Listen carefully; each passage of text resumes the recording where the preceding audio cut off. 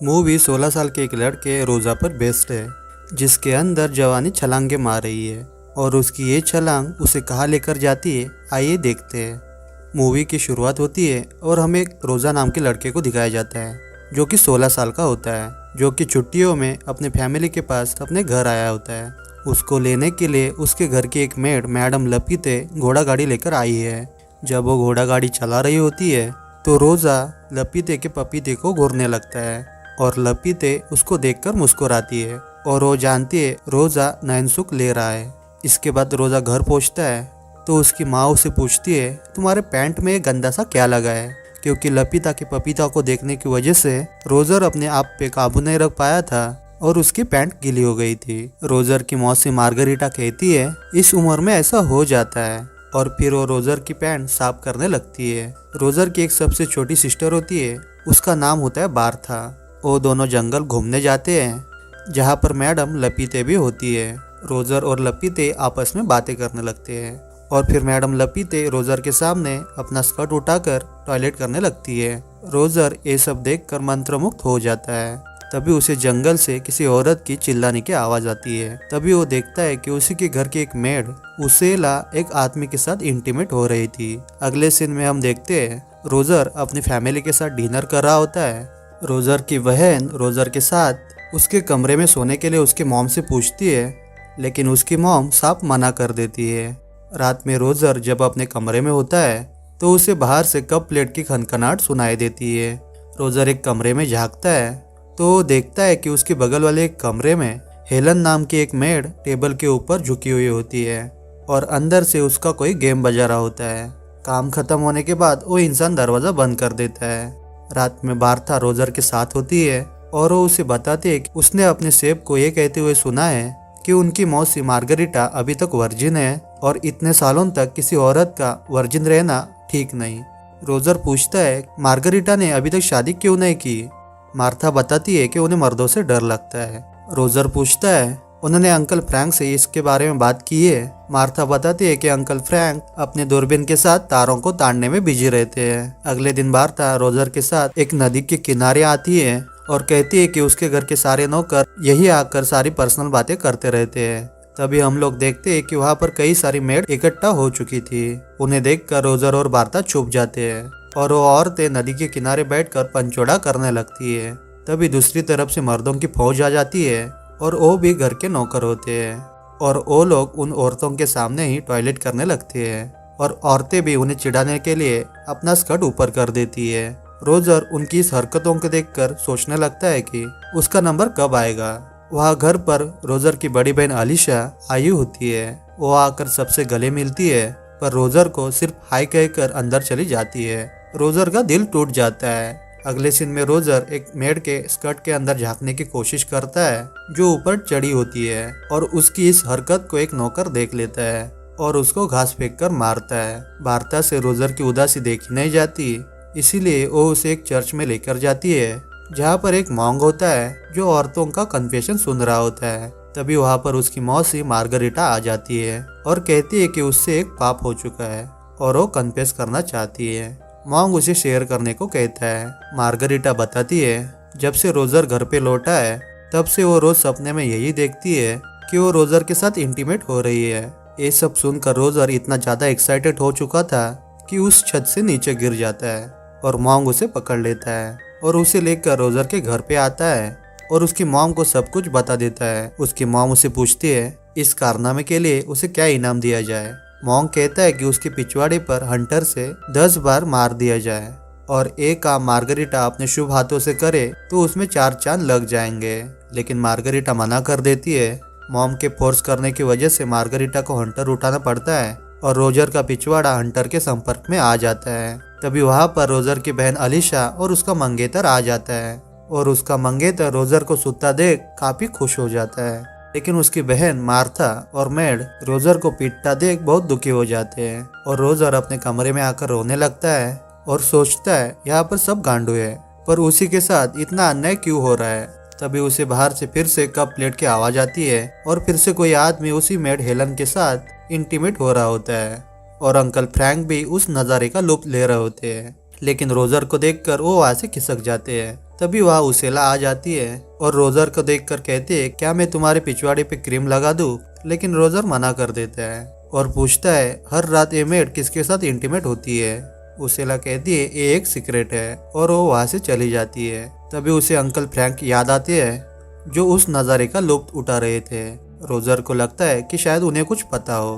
वो uncle Frank के कमरे में जाता है जहाँ पर वो अपनी दूरबीन से कुछ देख रहे होते हैं। रोजर को देखकर वो चौंक जाते हैं और वहाँ से चले जाते हैं। जब रोजर उस दूरबीन से देखता है तो उसे एक जोड़ा रात के अंधेरे में मजा करते दिखाई देता है और अंकल फ्रैंक के तारों का राज खुल जाता है और उसे वहाँ पर एक बुक मिलती है जो दरअसल उस टाइप की बुक होती है। रोजर उस बुक को अपने साथ लेकर जाता है। जब वो अपनी मॉम के कमरे से गुजर रहा होता है तो उसे अपनी मॉम के कमरे से आवाज़ें आ रही होती है। उसकी मॉम उसके डैड के साथ इंटीमेट हो रही होती है। वो दरवाजे की लॉक से अंदर झांकने की कोशिश करता है, लेकिन तभी वहाँ पर उसका जीजा आ जाता है और रोजर की इस हरकत को सबको बताने की धमकी देता है। रोजर कहता है, किसी को कुछ मत बताना, तुम जो चाहो मैं करूँगा। तो जीजा जी अपने कार को रोजर को साफ करने को कहते हैं। अगले सीन में हम लोग देखते हैं कि रोजर वो बुक लेकर घोड़ों के अस्तबल में आ जाता है और वहाँ पर एक नौकर भी होता है। रोजर उसे देखकर छुप जाता है और फिर वहाँ वही मेड हेलन आ जाती है जो हर रात कमरे के दरवाजे पर झुकी होती है। वो मुर्गियों को दाना डालने लगती है, लेकिन वो नौकर उस मेड को उस खिड़की में फंसा देता है और बाहर निकलकर उसके साथ इंटीमेट होने लगता है। वो मेड कहती है कि मुझे जाने दो।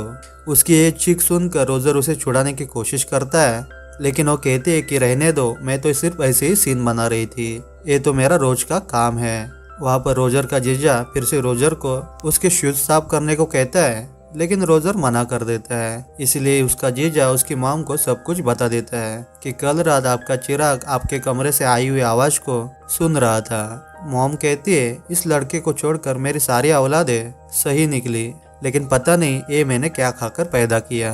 रोजर उस बुक को अलीशा के पास छोड़कर चला जाता है और देखता है कि अलीशा उस बुक को पढ़ती है या नहीं। अलीशा उस बुक को उठाकर पढ़ने लगती है, लेकिन उसे शर्म आ जाती है और वो उस बुक को छुपा देती है और वो जंगल में जाकर उसे पढ़ने लगती है। इसके बाद रोजर किचन में जाता है और उसेला पे चढ़ जाता है और उसेला उसे फुल कोऑपरेट करती है, लेकिन तभी वहाँ पर दूसरी मेड आ जाती है और रोजर वहाँ से भाग जाता है।